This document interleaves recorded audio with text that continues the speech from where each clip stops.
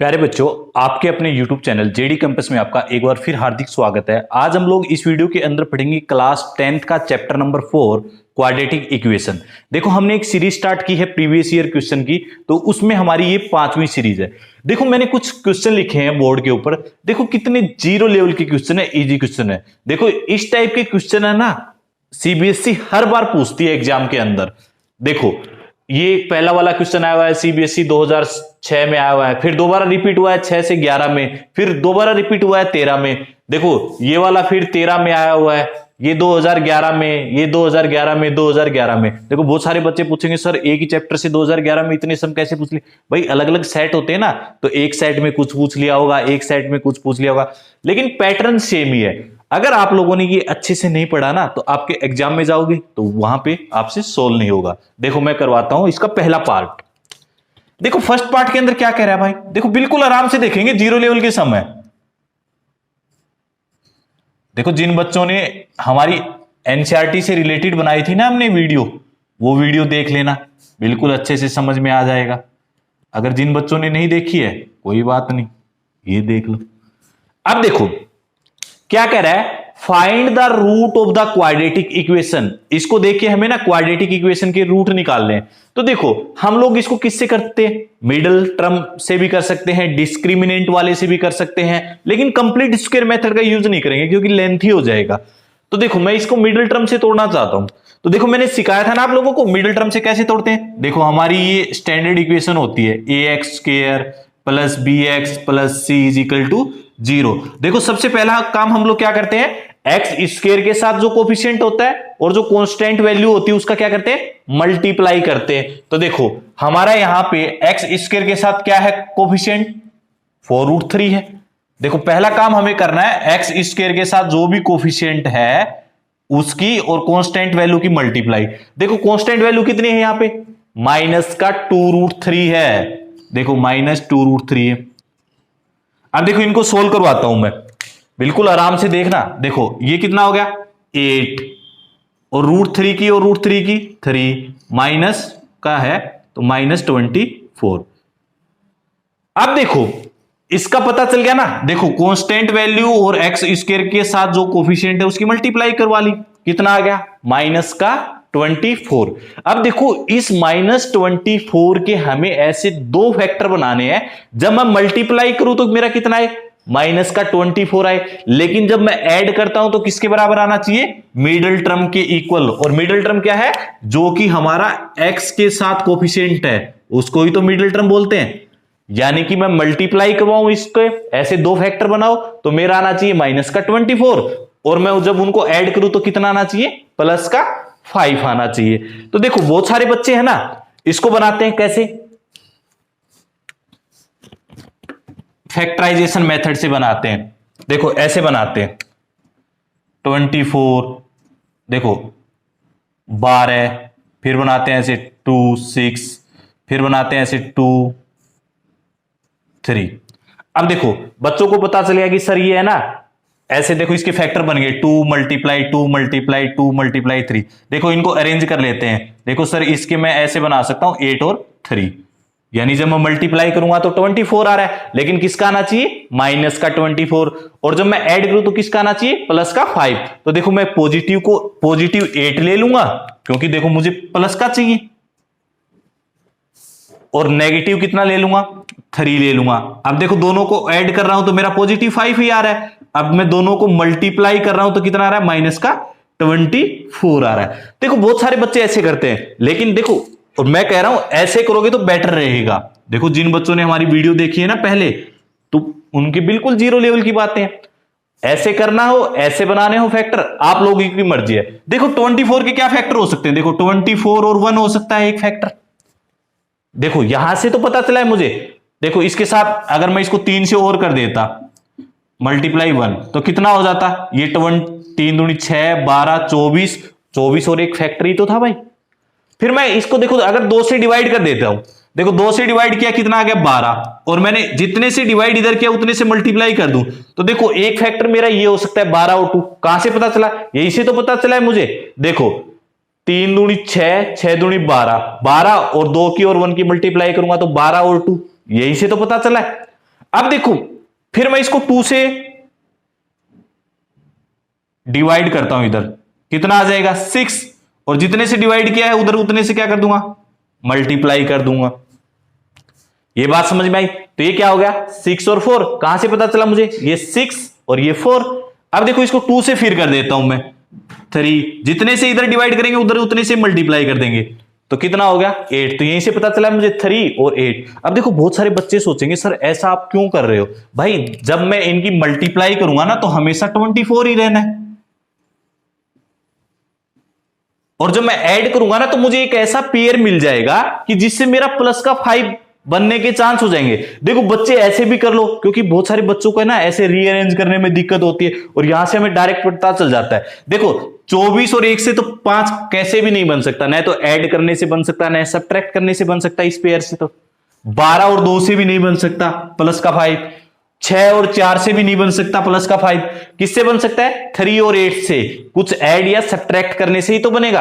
अब देखो अगर मैं इसको प्लस का 8 ले लेता, इसको क्या ले लेता माइनस का 3 ले लेता, तो मेरा कितना आ जाता प्लस का 5 ही तो आता, और जब मैं मल्टीप्लाई करूंगा तो कितना आ जाएगा माइनस का 24 होगा। तो देखो हमारे दो फैक्टर आ गए, एक 8 आ गया और एक क्या आ गया 3 आ गया। तो देखो भाई बिल्कुल आराम से समझेंगे एक एक चीजें, वीडियो थोड़ी लंबी हो सकती है लेकिन अच्छे से समझेंगे भाई। देखो इस प्लस 5x की जगह मैं क्या लिखूंगा, देखो इसके मैंने मिडिल टर्म को स्प्लिट कर दिया, तो देखो इसको मैं 8x माइनस 3x लिख सकता हूं। देखो मैंने पिछली वीडियो में बताया था, कई बच्चे कहेंगे सर मैं आगे 3x लिखूं या पीछे 3x लिखूं, तुम्हारी मर्जी है, आगे 3x लिख लो पीछे 8x लिख लो, लेकिन जब दोनों को ऐड करेंगे तो प्लस का 5 ही आएगा, और दोनों को मल्टीप्लाई करेंगे तो कितना आएगा माइनस का 24 ही तो होगा। -2√3 इज इक्वल टू 0। देखो किसी बच्चे के यहां तक दिक्कत। अब देखो हमें क्या करना है, अब हमें देखना है कि इन दोनों में से कॉमन क्या है भाई, वो हम क्या निकालेंगे, बाहर निकालेंगे। अब देखो इन दोनों से देखा मैंने, यहां भी 4 है, यहां भी इसको 4 मल्टीप्लाई 2 4 ही तो है। अब देखो मैंने क्या निकाल लिया यहां से बाहर, मैंने निकाल लिया 4। अब देखो यहां कितना बच गया, और एक x भी तो है दोनों के साथ, इसके साथ x स्क्वायर है, इसके साथ x है, तो मैंने 4x कॉमन निकाल लिया, तो कितना बच गया ये √3x प्लस, अब देखो 4x मैंने बाहर निकाल लिया, तो यहां पे क्या बच गया 2 ही तो बचा है। ये बात समझ में आई अच्छे से। अब देखो मैं बच्चों को बता के आया हूं बड़े आराम से कि भाई जो ये वाला यहां पे फैक्टर है सेम फैक्टर ये यहां पे भी होगा, नहीं तो इसका मतलब हम सम को गलत कर रहे हैं। अब देखो यहां पे हमारा √3x प्लस 2 ही होना चाहिए। अब देखो ये कैसे होगा, इसमें से इन दोनों में से मैं क्या कॉमन लूं कि मेरा अंदर है ना ये बच जाए √3x प्लस 2। अब देखो इस 3 को मैं ऐसे लिख सकता हूं, देखो बहुत सारे बच्चे समझ गए सर इस 3 को तो मैं ऐसे लिख दूंगा √3 मल्टीप्लाई √3, लिख सकता हूं बड़े आराम से। तो देखो अगर मैं यहां से माइनस का √3 कॉमन ले लेता हूं तो देखो एक √3 और x बच जाएगा, क्योंकि मैंने माइनस का ले लिया। देखो बहुत सारे बच्चे ये वाले, अगर मैं √3 को एक √3 को इस 3 को मैं √3 मल्टीप्लाई √3 लिख लिया, और एक √3 को मैंने बाहर ले लिया, अंदर क्या बच गया √3x बच गया। अब देखो ये माइनस का तो मैंने बाहर ले रखा है, तो यहां क्या बच जाएगा प्लस, और √3 मैंने बाहर ले रखा है तो क्या बच जाएगा प्लस का 2 इज इक्वल टू 0। अब देखो यहां से क्या आ गया हमारा, एक फैक्टर तो आ गया हमारा ये, देखो ये सेम होगा तो इसका मतलब हम सही कर रहे हैं, नहीं तो गलत कर रहे हैं। तो क्या हो जाएगा √3x प्लस 2, अब ये क्या हो जाएगा 4x माइनस √3, देखो ये 4x minus √3 is equal to 0।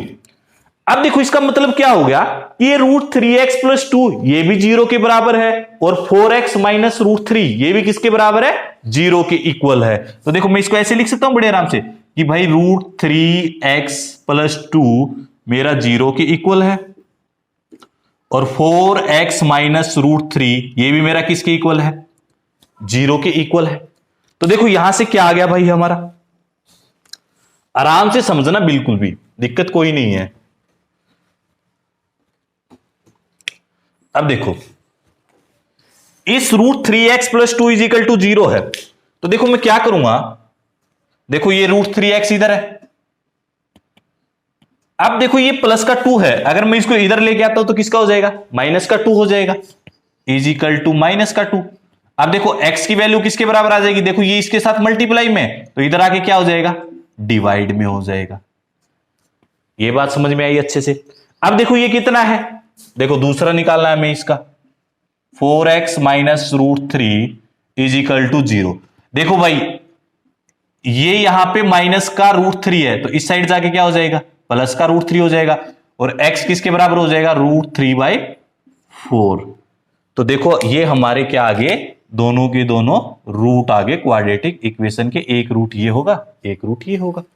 देखो कितना जीरो लेवल का सम था। अब देखो दूसरा क्वेश्चन देखते हैं। देखो सेम पैटर्न के ऊपर है सारे के सारे, बिल्कुल भी हमें डरना नहीं है।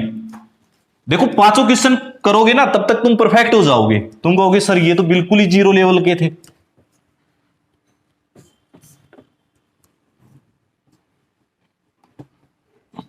देखो हमें क्या करना है भाई, देखो दूसरा क्वेश्चन करते हैं हम लोग। ये कह रहा है root 2x square plus 7x plus 5 root 2 is equal to 0। देखो हमें पता है मिडिल टर्म स्प्लिटिंग से करते हैं, यानी कि फैक्टराइजेशन मेथड से करते हैं। तो क्या करते हैं, एक्स स्क्वायर के साथ जो कोफिशिएंट होता है और जो कांस्टेंट वैल्यू होती है, पहला काम तो ये है, इन दोनों की मल्टीप्लाई कर देंगे। अब देखो एक्स स्क्वायर के साथ हमारा कोफिशिएंट है भाई रूट 2 और कांस्टेंट वैल्यू है 5 रूट 2। देखो इन दोनों की मल्टीप्लाई करेंगे, देखो 5 रूट 2 की रूट 2 से करेंगे तो कितना हो जाएगा 2, यानी कि 10। अब देखो 10 के हमें ऐसे फैक्टर चाहिए जब मैं मल्टीप्लाई करूं तो मेरा 10 ही आए, और जब मैं ऐड करूं तो कितना आए मेरा, मिडिल टर्म के बराबर, यानी कि प्लस का 7 आए। तो बनाओ इसके फैक्टर, देखो ऐसे बनाओगे, ऐसे बना लो। देखो इसके क्या फैक्टर हो सकते हैं, 10 और 1 होगा। अगर मैं इसको 2 से डिवाइड करता हूं तो यहां कितना हो जाएगा 5, जितने से डिवाइड करेंगे ना उतने से इधर मल्टीप्लाई कर देंगे, तो ये कितना हो जाएगा 2। अब देखो ये 10 और 1 पेयर है, इससे तो मिडिल टर्म 7 कभी नहीं आ सकती, और 5 और 2 से आ सकती है। देखो जब 5 भी पॉजिटिव होगा और 2 भी पॉजिटिव होगा तो क्या हो जाएगा 7 हो जाएगा, और मल्टीप्लाई करेंगे तो क्या हो जाएगा 10 हो जाएगा। अब देखो बहुत सारे बच्चे कहेंगे सर मैं तो ऐसे बनाऊंगा फैक्टराइजेशन मेथड से, ये मुझे इजी लगता है। देखो जिसको जो इजी लगता है वो बनाओ। देखो 5 और 2 आ गए। अब देखो भाई ये हो गया हमारा रूट 2x स्क्वायर। अब देखो 7x की जगह जो हमने फैक्टर बनाए वो लिख लेंगे। देखो 5x plus 2x plus 5 root 2 is equal to 0। अब देखो भाई इन दोनों से क्या कॉमन आ रहा है, देखो इन दोनों से x ही तो कॉमन आ रहा है, और तो कुछ है ही नहीं। देखो मैंने यहां से x कॉमन ले लिया, तो यहां क्या बच गया हमारा रूट 2 और एक x है, और यहां क्या बच गया प्लस का 5। अब देखो अब मैंने बताया था ना कि ये वाला इन दोनों से क्या कॉमन ले कि अंदर हमारा ये होना चाहिए, यानी कि इसका मतलब हम सही कर रहे हैं नहीं तो गलत कर रहे हैं। तो पहले ही लिख लिया करो जिन बच्चों के डाउट रहे कि भाई ये वाला तो सेम रहेगा, तो इसमें से क्या कॉमन लेके यहां रूट 2x बन जाए और यहां 5। तो देखो यहां से रूट 2 गया है तभी तो 5 बचा है, तो देखो यहां से भी रूट 2 ही जाएगा। देखो रूट कैसे जाएगा, इस 2 को मैं ऐसे लिख सकता हूं रूट 2 मल्टीप्लाई रूट 2। अब देखो एक प्लस का रूट 2 मैं यहां से ले लेता हूं कॉमन, तो देखो अंदर क्या बच जाएगा रूट 2 और x बच जाएगा, ये रूट 2 बाहर आ गया प्लस का 5। आई बात समझ में। अब इसमें कोई मंत्र थोड़ी ना मारना था हमें। अब देखो ये कितना हो जाएगा, एक फैक्टर तो हो जाएगा हमारा रूट 2x प्लस 5 जो हमारा इक्वल है, और दूसरा क्या हो जाएगा x plus root 2 is equal to 0। अब देखो भाई इसका क्या मतलब है, इसका मतलब ये है ये रूट 2x प्लस 5 ये भी 0 के बराबर है, x प्लस रूट 2 ये भी किसके बराबर है 0 के इक्वल है। तो देखो मैं इसको लिख दूंगा बड़े आराम से, यानी कि रूट 2x प्लस 5 ये भी हमारा 0 के इक्वल, और यानी कि x प्लस रूट 2 ये भी हमारा किसके इक्वल है 0 के इक्वल है। अब देखो हम लोग क्या करेंगे,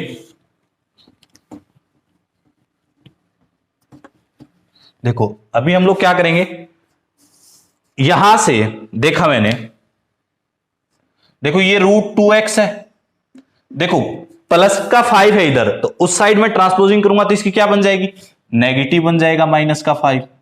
तो देखो यहां से एक रूट आ जाएगा हमारा -5/√2, यही तो होगा। ये 2 इधर मल्टीप्लाई में है तो इधर आके क्या हो जाएगा, डिवाइड हो जाएगा।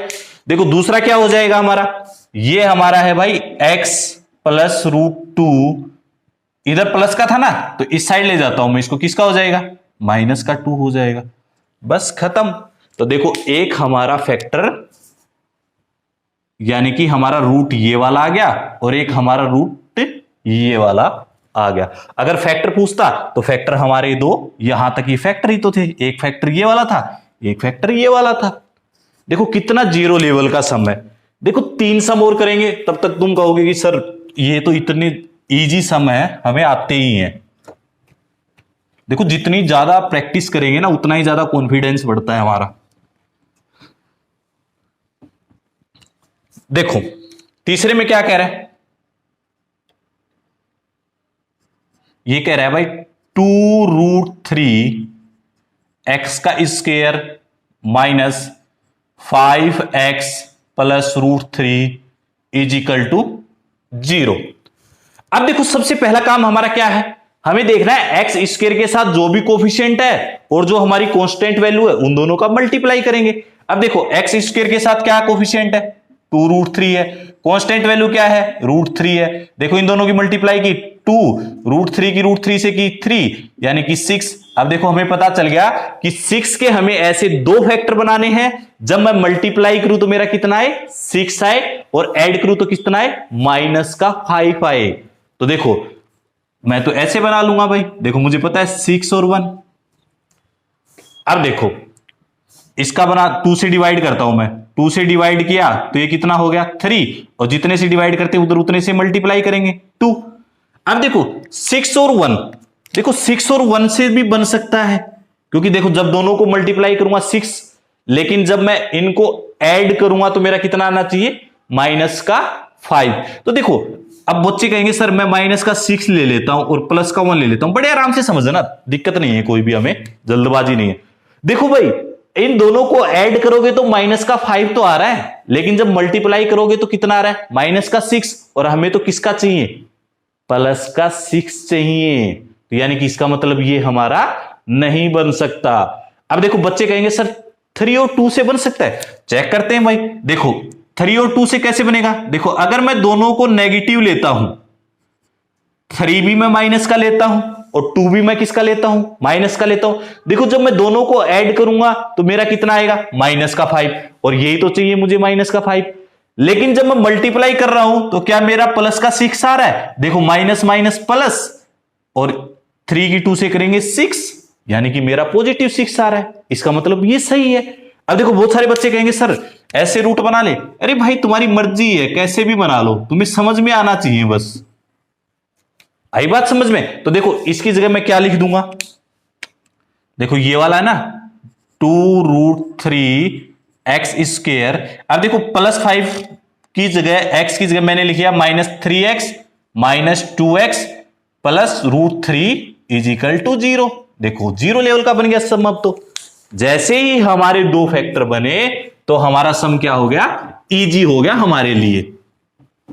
अब देखो अब इन दोनों से क्या कॉमन लूं भाई, देखो सारे बच्चों को पता चल गया सर एक तो x कॉमन आ रहा है और एक सर है ना √3 कॉमन आ सकता है। अब देखो इतनी प्रैक्टिस कर ली, क्यों, क्योंकि इस 3 को है ना हम लोग ऐसे भी लिख सकते हैं, यानी कि √3 × √3 ऐसे लिख लेंगे। आई बात समझ में, क्योंकि अब तो तुम्हें पता ही चल गया यार, कॉन्फिडेंस। अब देखो एक तो √3 यहां से हो गया और एक √3 यहां से हो गया कॉमन, और x इसके साथ भी है, x इसके साथ भी है। तो देखो अगर मैं √3x कॉमन लेता हूं, देखो भाई मैंने इसमें से √3 और एक x कॉमन ले लिया तो क्या बच गया, 2 बच गया, और एक x कॉमन लिया था, एक ही x बचा है माइनस। देखो यहां से एक √3 और x तो बाहर चला गया तो क्या बच गया, √3 बच गया।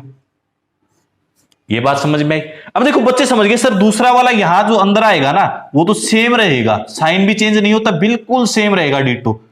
अब देखो तो इनमें से क्या कॉमन लें कि भाई ये है ना -2x है लेकिन मुझे पॉजिटिव चाहिए, और ये पॉजिटिव है तो मुझे यहां क्या चाहिए, नेगेटिव चाहिए। तो अब सारे बच्चे समझ गए सर मैं माइनस का ले लेता हूं कॉमन, -1 कॉमन लिया तो देखो ये -1 कॉमन लिया तो ये क्या बन जाएगा, प्लस बन जाएगा, और ये प्लस था तो क्या बन जाएगा, माइनस। अब देखो बहुत सारे बच्चों की दिक्कत होती है कि यार मैंने प्लस लेना था, माइनस लेना था। एक बार है ना मल्टीप्लाई करवा के देख लो ना अंदर। देखो इस -1 की -2 के x के साथ मल्टीप्लाई करेंगे, -2x, हाँ -2x सही है। -1 की -3 के साथ मल्टीप्लाई करवाई, देख लो प्लस का √3, यानी सही लिखा है हमने। अब देखो ये हो गया हमारा √3x, एक तो फैक्टर ये वाला हो गया हमारा, और ये क्या हो गया 2x minus √3 is equal to 0। अब देखो भाई इसका क्या मतलब हुआ, इसका मतलब ये हुआ ये हमारा √3x माइनस 1 ये भी हमारा 0 के इक्वल होगा, और 2x minus √3 is equal to ये भी 0 के इक्वल होगा। अब तो ये सम बन गया इजी। कैसे, देखो ये है हमारा √3x, देखो इधर ये माइनस का है, उस साइड जाके क्या हो जाएगा भाई, पॉजिटिव हो जाएगा। देखो ये इधर हो जाएगा प्लस का 1 x, देखो ये मल्टीप्लाई में तो क्या हो जाएगा, इधर आके डिवाइड हो जाएगा। देखो सेम ऐसे ही ये 2x माइनस √3 इक्वल टू 0 है, तो देखो ये 2x है। अब देखो ये माइनस का √3 है, तो उधर जाके क्या हो जाएगा, प्लस का √3x। देखो ये इधर मल्टीप्लाई है, तो इधर जाके क्या हो जाएगा, डिवाइड हो जाएगा। तो देखो हमने दोनों के दोनों रूट निकाल लिए, एक रूट हो गया हमारा 1/√3 और दूसरा हमारा क्या हो गया √3/2। तो देखो कितना जीरो लेवल के सम है। अब देखो इसका फोर्थ पार्ट करते हैं। देखो एक बार प्रैक्टिस कर लेना अपने हाथ से, सारे सम कर दोगे आराम से। बच्चे ना रूट देख के डर जाते हैं कि भाई ये रूट क्या दे दिया। अब देखो ये 4 देखते हैं, देखो 4 देखना, क्योंकि इस बार है ना बीच में रूट दे रखा है मिडिल टर्म में। अब बीच वाला होता है ना तो बच्चे ऐसे ही डर जाते हैं, भाई बीच वाला क्यों दे दिया। देखो बिल्कुल आराम से देखना, ये वाला सम इंपॉर्टेंट भी है तुम्हारे पेपर के पॉइंट ऑफ व्यू से, अच्छा सम भी है। देखो मैंने क्या सिखाया है कि हम लोग क्या करेंगे, एक्स स्क्वायर के साथ जो कोफिशिएंट होता है और जो हमारी कांस्टेंट वैल्यू होती है उन दोनों का क्या करते हैं, मल्टीप्लाई करते हैं। देखो एक्स स्क्वायर के साथ कोफिशिएंट 1 है और कांस्टेंट वैल्यू कितनी है 10, इन दोनों का मल्टीप्लाई करेंगे कितना हो जाएगा, 10 हो जाएगा। अब देखो इस 10 के ऐसे दो फैक्टर बनाने हैं, दो टुकड़े बनाने हैं, जब मैं मल्टीप्लाई करूं तो 10 आए, लेकिन जब मैं ऐड करूं तो मिडिल टर्म के इक्वल आए, कितना आए, ये वाला।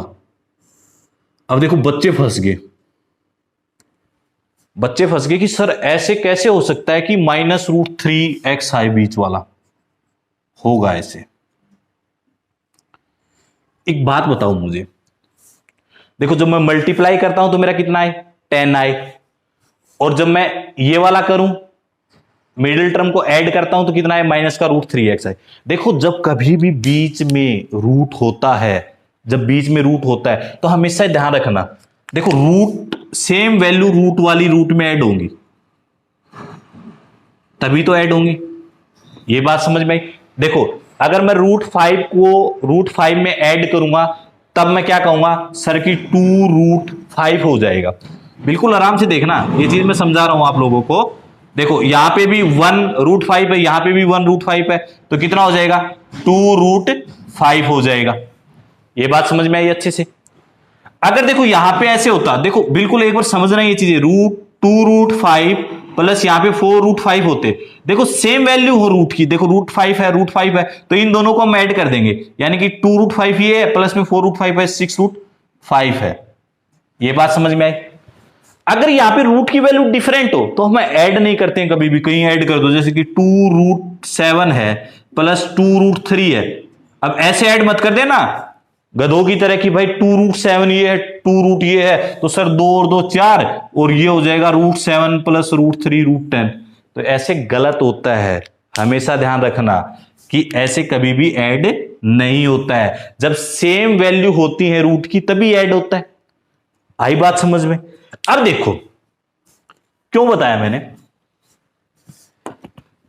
एक बात बताओ, इस 10 के है ना मुझे ऐसे फैक्टर बनाने हैं, जब मैं मल्टीप्लाई करूं तो 10 आए और ऐड करूं तो कितना आए, माइनस का √3x आए। तो देखो जब जो रूट के अंदर वैल्यू होती है ना, जैसे √5 है, देखो इस 10 को है ना, इस 10 को पहले ही है ना जो 5 है उससे डिवाइड कर दो। इजी तरीका बता रहा हूं बिल्कुल, जो यहां पे रूट की वैल्यू होती है उससे पहले ही डिवाइड कर दो। अब देखो मैंने 5 से डिवाइड कर दिया, कितना बच गया, 2 बच गया ना भाई। अगर यहां पे 7 होता तो मान लेते यहां पे 7 से डिवाइड कर देते, यहां पे 2 होता तो 2 से डिवाइड कर देते। ये बात समझ में आई। अब देखो इस 2 के ऐसे फैक्टर बना लो, इस 2 के ऐसे फैक्टर बना लो कि प्लस माइनस करने से है ना कैसे भी 3 आ जाए। कितना आ जाए, 3 आ जाए। अब देखो बच्चे कहेंगे सर 2 के क्या फैक्टर होंगे, 2 के तो 2 और 1 होगा, यही तो कहेंगे। देखो सबसे पहला काम मैं फिर बता रहा हूं, एक्स स्क्वायर के साथ जो कोफिशिएंट होता है, कांस्टेंट वैल्यू होती है, उसकी मल्टीप्लाई करवा देंगे। कितना हो गया, 10 हो गया। तो हम लोग क्या करते थे, 10 के ऐसे फैक्टर बनाते थे, जब मल्टीप्लाई करते थे तो 10 आना चाहिए, और जब ऐड करते थे तो क्या आना चाहिए, मिडिल टर्म के इक्वल। लेकिन मिडिल टर्म में है ना इस बार रूट की वैल्यू डाल दी, और रूट की वैल्यू डाल दी ना ये अंदर, तो हम लोग क्या करेंगे, जो रूट है ना उससे पहले ही डिवाइड करवा देंगे 5। अब देखो जैसे मैंने 5 से डिवाइड करवाया 2, अब इस 2 के ऐसे 2 फैक्टर बनाने हैं, जब मैं मल्टीप्लाई करूं ना तो मेरा कैसे भी करके ये आगे वाला आ जाए, रूट वाला छोड़ दो एक बार, जिसके आगे जो भी कुछ दे रखा है कि मेरा -3 आ जाए, ये ध्यान रखना है। अब देखो -3 कब होगा, ऐसे ही तो होगा, -2 और -1। देखो जब मैं ऐड करूंगा तो मेरा कितना आ जाएगा, -3 तो होगा भाई, और मल्टीप्लाई करूंगा तो कितना आ जाएगा, मल्टीप्लाई करूंगा तो देखो इस 2 के इक्वल ही तो आ रहा है, -2 मल्टीप्लाई -1, इस 2 के इक्वल आना चाहिए। अब बच्चे कहेंगे सर ये 5 से आपने डिवाइड क्यों करवाया। देखो भाई मैंने 5 से इसलिए डिवाइड करवाया, अब देखना बिल्कुल आराम से, अगर मैं यहां पे भी √5 लिख देता हूं और यहां पे भी √5 लिख देता हूं, लिख दिया मैंने √5। अब देखो जब मैं -2√5 को प्लस करूंगा -1√5 में, तो मेरा ऐड हो गया कितना आ जाएगा, -3√5 हो जाएगा। कितना हो जाएगा, और यही तो चाहिए था मुझे, -3√5 चाहिए था। अब देखो इन दोनों को मल्टीप्लाई करवा लो, 10 ही आएगा, इस 10 के इक्वल ही आएगा। देखो माइनस माइनस प्लस, देखो 2 की 1 के साथ मल्टीप्लाई की 2, और √5 की √5 के साथ मल्टीप्लाई की 5, तो देखो भाई किसके बराबर आ रहा है, इस 10 के बराबर ही तो आ रहा है। कोई दिक्कत है, तो हमेशा ध्यान रखना जितनी भी आती है एक्स स्क्वायर के साथ जो भी कोफिशिएंट होता है और जो कांस्टेंट वैल्यू होती है उसकी मल्टीप्लाई कर देंगे, और बाद में क्या करेंगे हम लोग, जो अंदर रूट है उसको पहले ही डिवाइड कर देंगे और बचा हुआ है उसके फैक्टर बनाएंगे कि आगे हमें क्या लेना है। तो देखो अब आप बड़े आराम से समझ गए। अब हमारा क्या आया था भाई, इधर 10 आया था ना। अब देखो इस 10 के मुझे क्या करना, पहले ही मैं इस √5 है तो इसको 5 से डिवाइड कर दूंगा, कितना आ गया 2। अब देखो इस 2 के ऐसे फैक्टर बनाने कैसे भी करके मेरा -3 आ जाए, तो देखो मैंने बनाया -2 -1 -3 आ गया। अब देखो जो 5 से डिवाइड करवाया था ना वो इधर √5 और √5 लगाने के लिए ही तो करवाया था, तो ये हमारा स्प्लिट हो गया 2 फैक्टर के अंदर। तो देखो मैं इसको बड़े आराम से लिख दूंगा, x square -2√5x -1√5x plus 10 = 0। अब देखो बच्चे है ना, बिल्कुल भी मत डरना, आप यही चेक कर सकते हो कि भाई मैं इन दोनों को ऐड कर रहा हूं तो क्या मेरा माइनस का √3/5 है। तो देखो इन दोनों को ऐड करो तो कितना आ रहा है, -3√5 ही तो आ रहा है, और इन दोनों को मल्टीप्लाई करोगे ना तो 10 के बराबर ही आएगा। अब देखो इन दोनों से क्या कॉमन आ रहा है भाई, देखो इन दोनों से कॉमन आ रहा है। अब देखो बच्चे कहेंगे सर इसमें तो x ही कॉमन आ रहा है, x ही निकालेंगे हमें, तो कौन सी वो है जो कॉमन आया वही तो निकालेंगे, x निकाल लिया, x -2√5। अब देखो सारे बच्चों को पता है कि भाई यहां पे जो फैक्टर बनेगा ना ये x -2√5 ही आएगा, कैसे भी आए हमें कोई मतलब नहीं है। तो कैसे आएगा, अब देखो ये है -1√5x, तो देखो इसमें से -√5 निकाला है कॉमन, तभी तो प्लस का x बचा है। और देखो ये पॉजिटिव है, जब माइनस निकालेंगे तो ये क्या बन जाएगा, नेगेटिव। अब देखो बच्चे कहेंगे सर आपको कैसे पता, अरे यहीं से पता चलता है सबको, किसी को नहीं पता चलता कि भाई जो यहां आएगा सेम इधर ही आएगा। और हम लोग यहां पे देखो इस 10 को मैं ऐसे लिख सकता हूं, इस 10 को मैं क्या लिख सकता हूं, ऐसे लिख लूं। देखो इस 10 को बिल्कुल आराम से देखना, तभी तो लिखा है ये मैंने। देखो इस 10 को ऐसे लिख लूं, देखो मुझे 2 चाहिए था, 2√5, देखो 2√5 तो चाहिए मुझे, और देखो यहां से मुझे पता चल गया कि भाई √5 बाहर गया, तो देखो इसको मैं ऐसे लिख लिया, देखो ये यहीं से पता चलता है सब लोगों को कि इस 10 को मैं क्या लिख सकता हूं, और किसी को कैसे भी नहीं पता चलता। अब देखो मैंने देखा क्या भाई ये 10 के बराबर ही है, देखो मल्टीप्लाई करवा के देख लें, देखो 2√5 मल्टीप्लाई √5, तो देखो 2 मल्टीप्लाई √5 की √5 से करेंगे कितना आ जाएगा, 10 ही तो होगा। तो ये मैंने लिख लिया। अब देखो ये √5 बाहर गया कॉमन, तो देखो यहां से मैंने √5 ले लिया माइनस का, √5 किसका ले लिया, माइनस का, तो देखो ये माइनस का बाहर लेते ये किसका बन जाएगा, प्लस का बन जाएगा, और ये पॉजिटिव है तो ये माइनस का बाहर ले लिया तो क्या बन जाएगा, नेगेटिव बन जाएगा, इजिकल टू 0। अब देखो बहुत सारे बच्चे सोचेंगे पता नहीं मैंने कर तो दिया, गलत कैसे किया, तो देखो मैंने पिछले भी उसमें ही बताया था, मल्टीप्लाई करके देख लो। यहाँ पे देखो माइनस √5 की x से करेंगे तो माइनस का 1√5x बन रहा है, यानी कि सही है। अब देखो माइनस माइनस इसकी मल्टीप्लाई करेंगे तो ये कितना हो जाएगा, प्लस, और 2√5 की 5 से करेंगे तो कितना हो जाएगा, 10, यानी कि इसका मतलब हमने सही किया है। अब देखो आगे कैसे करेंगे, तो देखो एक फैक्टर तो हमारा क्या हो गया, x माइनस 2√5, और देखो दूसरा फैक्टर हमारा क्या हो गया, x माइनस √5 इजिकल टू 0, ये वाला हो गया भाई। अब देखो अब हमें पता चल गया कि हमारे दो फैक्टर आ गए, और हमें क्या निकालना है, रूट निकालना है। क्या निकालना है, रूट। अब देखो इसका मतलब क्या है, इसका मतलब यही तो है कि x माइनस 2√5 ये भी 0 के बराबर है, यानी कि x माइनस 2√5 किसके इक्वल है, 0 के इक्वल है। और देखो ये x माइनस में √5 ये भी किसके इक्वल है, 0 के इक्वल है। तो देखो x इज इक्वल टू, इसको मैं इधर लेके जाऊंगा क्या बन जाएगा, 2√5, और इसको मैं इधर लेके जाऊंगा क्या बन जाएगा, √5। तो यानी कि हमारे दो फैक्टर आ गए, एक फैक्टर हो गया हमारा, सॉरी रूट हो गया 2√5, और दूसरा रूट हमारा क्या हो गया, √5 हो गया। तो देखो कितना 0 लेवल का सम था। देखो अब फिफ्थ सम करते हैं। देखो अब तो कॉन्फिडेंस बढ़ गया होगा ना तुम्हारा, कैसा भी सम आ जाए एग्जाम के अंदर। देखो ऐसे सम है ना, बच्चा चाहे कितना भी इंटेलिजेंट हो, जब हम लोग क्वेश्चन को पहली बार देखते हैं ना तो सबके लिए मुश्किल होता है वो, और जब उसकी प्रैक्टिस कर लेते हैं ना तो बिल्कुल इजी बन जाता है, चाहे कितना भी मुश्किल सम हो। अब देखो फिफ्थ करते हैं बिल्कुल। देखो क्या कह रहा है, √3x² minus 2√x minus 2√3 is equal to 0। अब देखो कितने भी रूट वूट हो हमें कोई मतलब नहीं, हमने तो कॉन्सेप्ट पढ़ लिया कि भाई x² के साथ जो कोफिशिएंट होता है और जो कांस्टेंट वैल्यू होती है उसका मल्टीप्लाई करना है। देखो x² के साथ कोफिशिएंट क्या है, 3 है, और कांस्टेंट वैल्यू कितनी है, कांस्टेंट वैल्यू माइनस 2√3 है। देखो इन दोनों की मल्टीप्लाई की 2, अब देखो ये बन गया -6।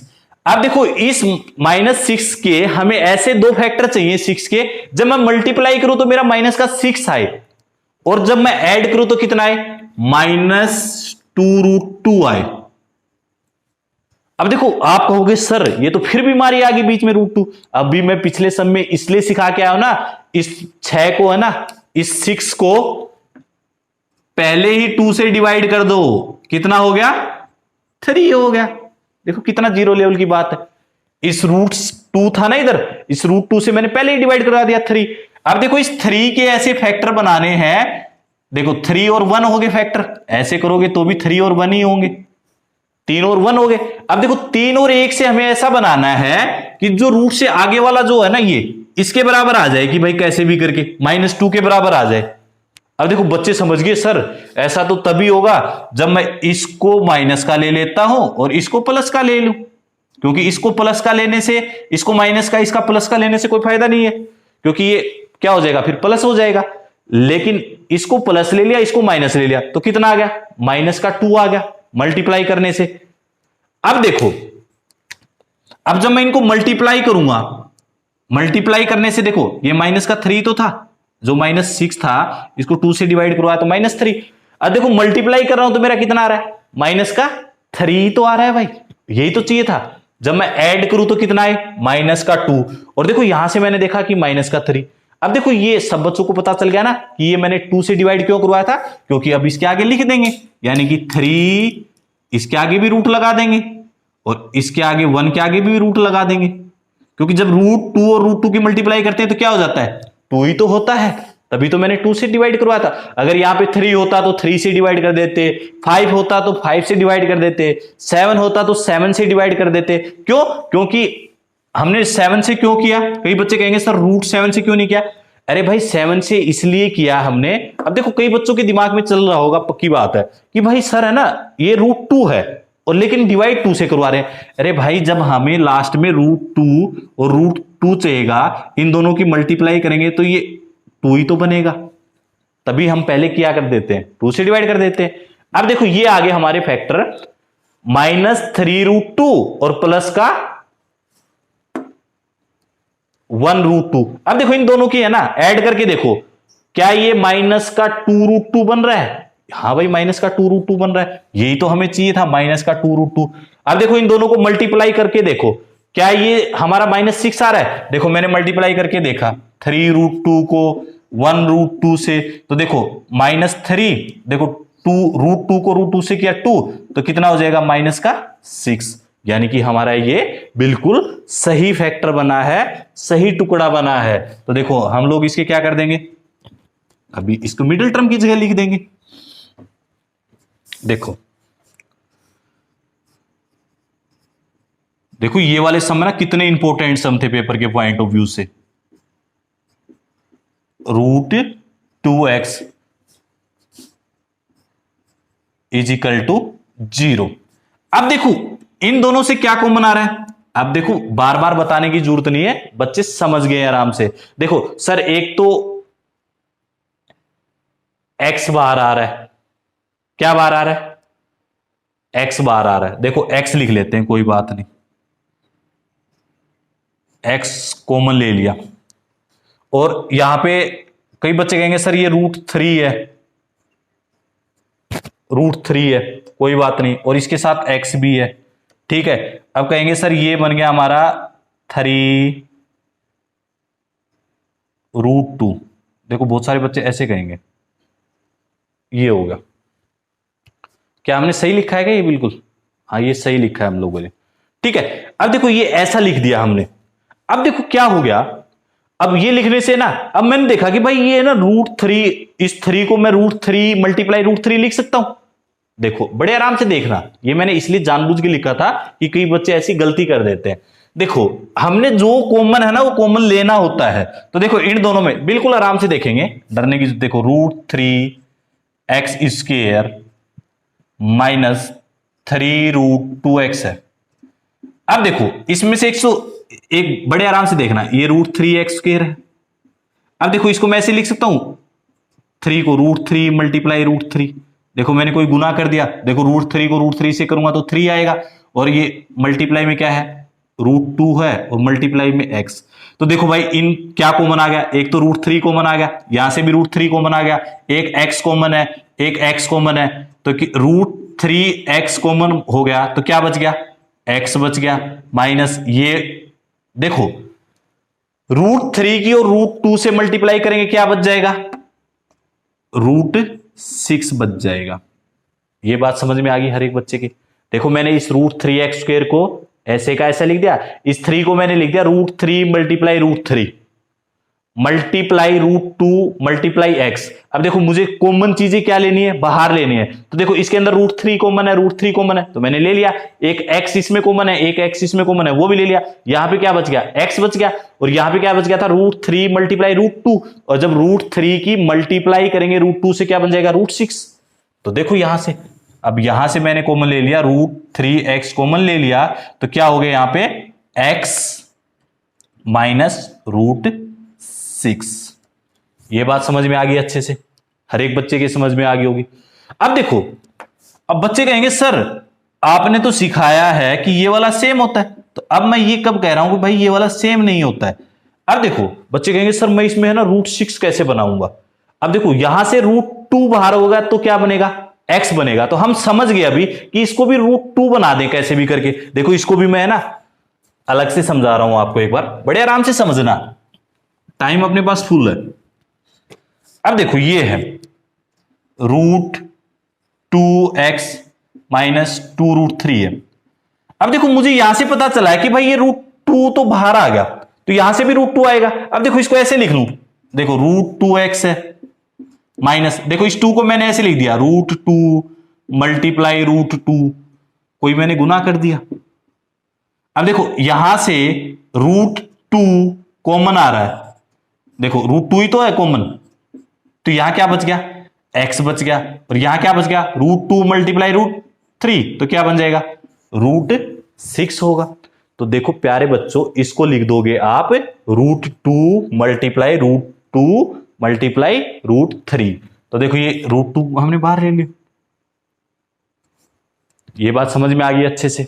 देखो जिन बच्चों ने ना इतनी प्रैक्टिस कर ली उनके तो बिल्कुल दिमाग में फिट हो गई ये चीजें, और जिन बच्चों के थोड़ा बहुत मैथ कमजोर है उनके लिए बता रहा हूं मैं ये चीज। अगर इंटेलिजेंट बच्चे हैं ना उनके तो समझ में आ गई पहले ये बात कि भाई हमें ये चीज करनी है। अब देखो यहां से √6, देखो ये अगर हमारा सेम आ जाता है ना तो इसका मतलब हमारा सम बिल्कुल सही है। ये नहीं कि भाई जानबूझ के सेम कर देंगे। कई बच्चे क्या करते हैं यहां पे ना जानबूझ के लिख देते हैं भाई ये सेम बता रखा है, उनको पता ही नहीं होता क्या कॉमन लेना, ऐसे मत करना कभी भी। देखो ये कितना हो गया, एक आ गया √3 प्लस √2 इज इक्वल टू 0। देखो एक तो ये आ गया हमारा x माइनस √6, और एक ये आ गया √3x plus 2 is equal to 0। अब देखो भाई इसका मतलब क्या है कि x minus √6 is equal to क्या होगा, 0 होगा। x माइनस √6 क्या होगा, 0। और दूसरा क्या है ये √3x प्लस √2 क्या होगा, 0 होगा। अब देखो यहां से ये क्या चला जाएगा, इधर पॉजिटिव हो जाएगा √6, और यहां से मैं इसको करता हूं तो देखो ये √3x है, देखो यहां पॉजिटिव था या क्या हो जाएगा, नेगेटिव हो जाएगा। x इज इक्वल टू क्या हो जाएगा, माइनस, देखो ये डिवाइड में चला जाएगा। देखो कितने जीरो लेवल के सम, बिल्कुल इजी सम है ये। कोई भी बच्चा ये सोचे कि सर ये तो बहुत मुश्किल है, सबसे इजी सम है। देखो ये सीबीएसई ने कितनी बार रिपीट किए हैं, तो आप है ना कम से कम 3-4 बार अपने हाथ से करके जाना पेपर से पहले। मैं गारंटी के साथ कह रहा हूं कि एक भी नंबर आपका कट हो जाए। तो देखो अगर आप लोगों को हमारी वीडियो अच्छी लगी हो तो प्लीज हमारी वीडियो को लाइक करना, शेयर करना और हमारे चैनल को सब्सक्राइब करना। धन्यवाद।